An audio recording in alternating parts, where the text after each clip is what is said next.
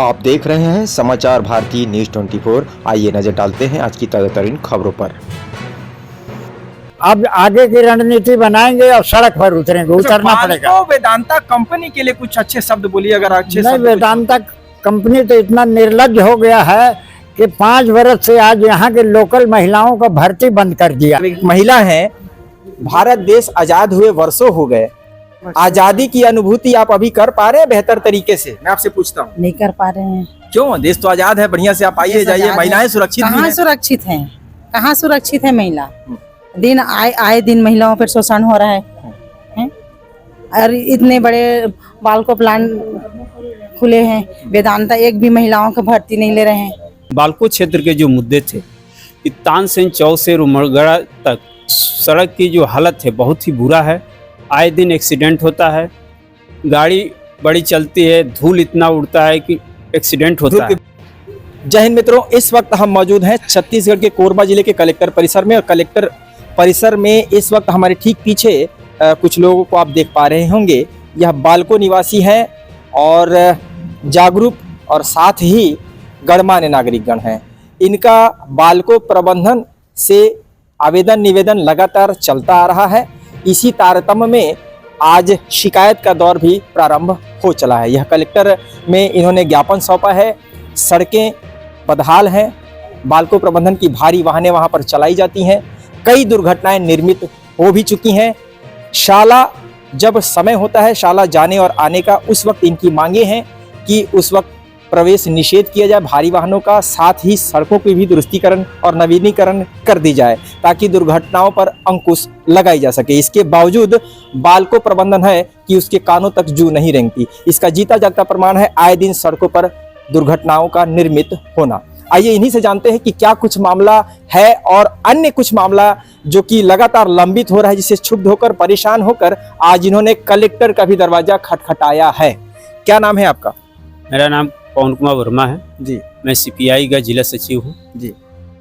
हम लोग लगातार 2022 से बालको क्षेत्र एवं कोरबा जिले की जन समस्याओं को उठा रहे हैं। उसी के तहत 16 फरवरी 2024 को मैं अनिश्चितकालीन भूख हड़ताल में बैठा था। इन मुद्दों को भी कोरबा जिले के क्या मुद्दे थे? कोरबा जिले के 13 मुद्दों को इंकित किया था। उसमें बालको क्षेत्र के जो मुद्दे थे, तानसेन चौक से रुमरगढ़ तक सड़क की जो हालत है बहुत ही बुरा है। आए दिन एक्सीडेंट होता है, गाड़ी बड़ी चलती है, धूल इतना उड़ता है कि एक्सीडेंट होता है। गुबार में तो स्वाभाविक सी बात है कि दिखाई देना बंद हो जाता है। तो उसको दुरुस्त किया जाए, सड़क को मरम्मत किया जाए और बालको में ड्यूटी आते जाते समय बड़ी गाड़ियों का नो एंट्री लगाया जाए और एक वैकल्पिक रोड का निर्माण किया जाए, क्योंकि कहीं भी इंडस्ट्रियल में अलग से एक आम पब्लिक को आने के लिए रोड रहता है। बिल्कुल उसी तरह बालको परसा फाटा जो बाजार साप्ताहिक है उसका बुरा हाल है, गुमटियों का, उसका जोड़ीदार किया जाए। स्ट्रीट लाइट का वैसे ही हाल है बालको में, उसको भी सही किया जाए। इन सारी मुद्दों को लेकर के हम एक दिवसीय परसा फाटा में धरना प्रदर्शन 5 सितंबर को किए थे। तो उसका क्या निष्कर्ष कुछ निकला क्या? तहसीलदार साहब आए थे, लिए ज्ञापन और बोले कि ठीक है हम इस पर कार्रवाई करेंगे, लेकिन अभी तक कुछ नहीं हुआ। फिर आज हम जिलाधीश महोदय से मुलाकात किए, ज्ञापन दिए और सारी जो पत्र पिछले समय हम दिए थे उसकी कॉपी भी दिए। उन्होंने आश्वासन दिया है कि जल्द से जल्द इस पर हम कार्रवाई करेंगे। किसने आश्वासन दिया? कलेक्टर महोदय ने। कलेक्टर महोदय ने। ये कलेक्टर महोदय के पास आपका यह पहला शिकायत है बालको वेदांता को लेकर? नहीं, ये तीसरा शिकायत है। तीसरा शिकायत, क्योंकि इस पर मैं अनिश्चितकालीन भूख हड़ताल में बैठ चुका। उसके बाद 2022 कलेक्टर महोदय ने सिर्फ आश्वासन ही आप लेकर यहाँ से जाते हैं? जब भी आते हैं आश्वासन लेकर जरूर जाते हैं? कुछ लेकर जाए चाहे ना जाए, लेकिन आश्वासन जरूर लेकर चले जाते हैं। जी, है ना? तो संतोष है आपको आश्वासन लेकर?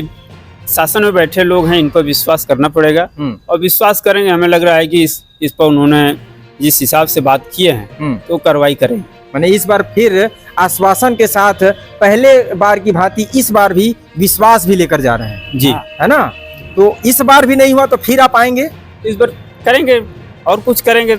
फिर तहसीलदार और पटवारी महोदय आएंगे, आपसे आवेदन लेंगे और फिर आश्वासन और विश्वास आपको थमा देंगे और आश्वासन और विश्वास का पोटला जो है बांधकर इसी तरह से आप चलेंगे। तो भारत देश की अजीब विडंबना है कि जहां पर लोग अपनी मांगों को लेकर लगातार शासकीय कार्यालयों के चक्कर काटते हैं, जो कि कहीं ना कहीं वाजिब चीजों की मांग कर रहे होते हैं। बावजूद इसके देश आजाद हो गया, 70 साल से ऊपर देश आजाद हुए हो गया और आज पर्यंत तक उनके सही चीजों की मांग पूरी नहीं हो पा रही है। कई कई मामलों में तो देखा जाता है कि आंदोलनकारी माने लोग आंदोलनकारी बन जाते हैं, जैसे कि मानो देश आजाद हुआ ही नहीं। जैसे आंदोलन पहले हुआ करते थे ना, अंग्रेजों के जमाने में हम आंदोलन किया करते थे, चक्का जाम करते थे, मीटिंग लिया करते थे।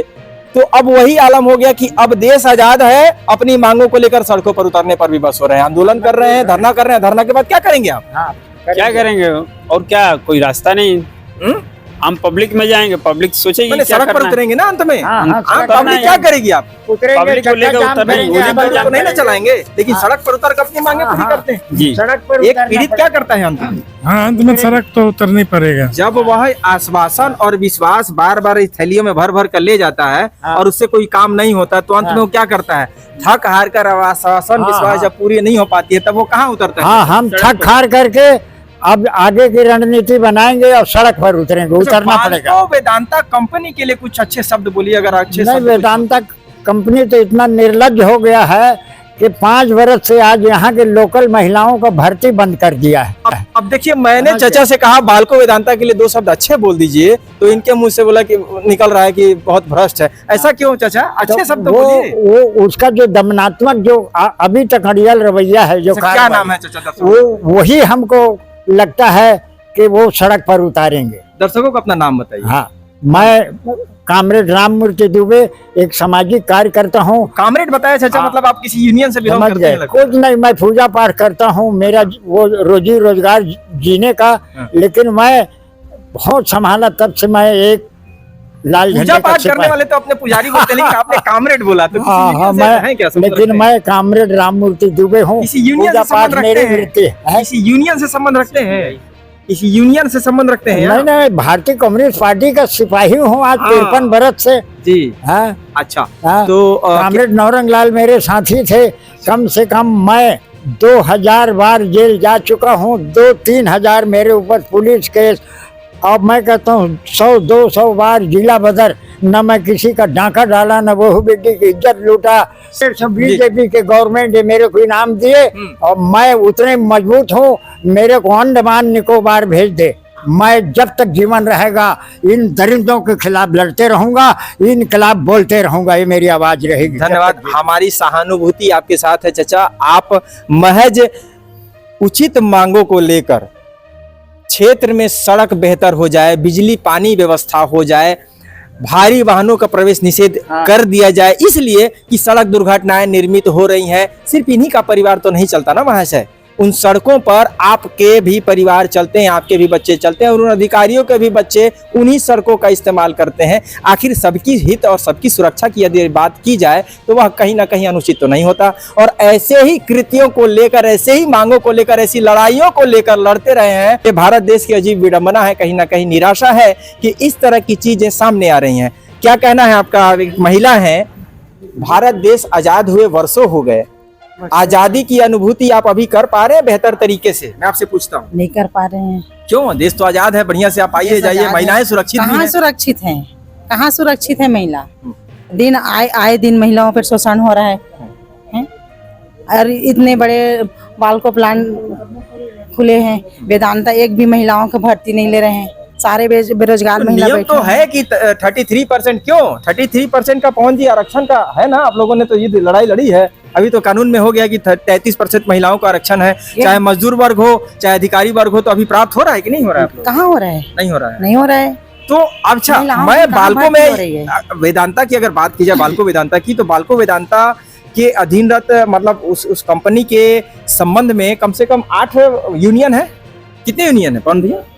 10 यूनियन हो गए हैं। तो 10 यूनियन से हमारा सवाल अब यह उठता है कि जहां पर महिलाओं के साथ शोषण हो पा रहा है, शोषण का मतलब यह है कि उनका अधिकार न मिल पाना, अभी अधिकार उनका नहीं मिल पा रहा है। नहीं मिल रहा है। अगर बिल्कुल उनको नहीं मिल आरक्षण रहा का अधिकार ही नहीं मिल पा रहा है तो आरक्षण किस बात का? फिर आरक्षण क्यों दिया गया? आरक्षण के कागज क्यों बन गए? अगर इस तरह से इतनी बड़ी कंपनियों में भी आरक्षण का लाभ इन महिलाओं को नहीं मिल पाता है तो कहीं ना कहीं बेहद ही निराशाजनक चीजें हैं। अच्छा, बालको वेदांता के लिए और बालको वेदांता से क्या निवेदन करना चाहेंगे आप?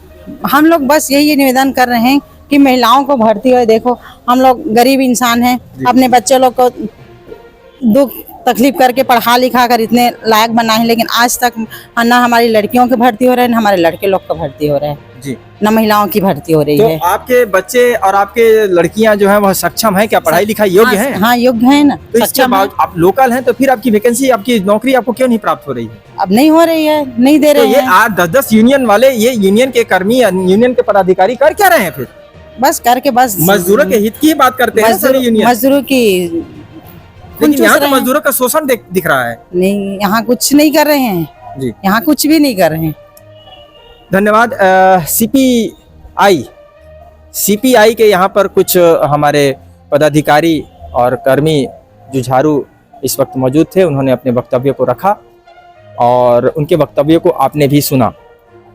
तो बाल्को वेदांता से भी हमारा निवेदन है कि इस तरह की शिकायतें जो है वो उस पर अमल करें और संबंधित क्षेत्र के पुलिस कप्तान, संबंधित विभाग, पोल्यूशन विभाग और कलेक्टर महोदय से भी हमारा निवेदन है कि इस तरह के मामले यदि आते हैं तो संबंधित कंपनियों के विरुद्ध जांच कर उचित कार्रवाई करें, ताकि इस तरह से लोग विवश न हो जाएं कि कल को आंदोलन और आंदोलन के बाद में वह सड़कों पर बैठ जाएं और सड़क जाम करें। इससे कहीं ना कहीं पूरे क्षेत्र के लोग प्रभावित होंगे। उससे बेशकीमती समय देश का नुकसान होगा। इससे देश जो तरक्की की ओर अग्रसर हो रहा है वह कहीं ना कहीं बैक होगा, ऐसा हमारा मानना है। बाकी इस खबर को लेकर आपकी क्या राय है कमेंट बॉक्स में जरूर बताइएगा। खबर को शेयर कीजिएगा ताकि इस तरह की चीजें अन्य कंपनियों के द्वारा भी न दोहराई जाएं। धन्यवाद। मैं प्रधान संपादक मुकेश भारती। जय हिंद।